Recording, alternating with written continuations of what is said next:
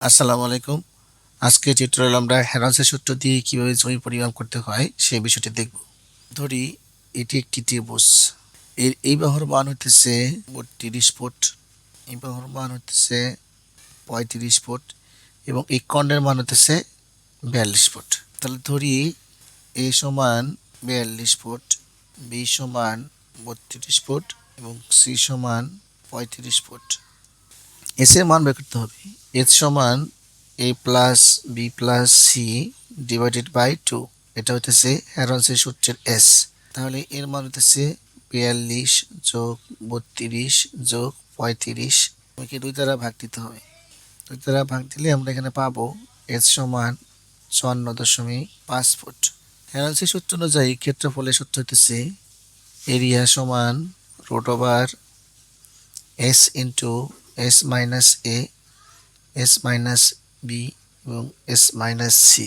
এখানে এস এর মান আমরা এখানে বের করছি ৫৪.৫ প্লাস ৫৪.৫ পূরণ ৫৪.৫ বিয়োগ ৪২, ৫৪.৫ বিয়োগ ৩২, ৫৪.৫ বিয়োগ ৩৫, রুট ওভার ৫৪.৫ বিয়োগ ১২.৫ বিয়োগ ২২.৫ বিয়োগ ১৯.৫।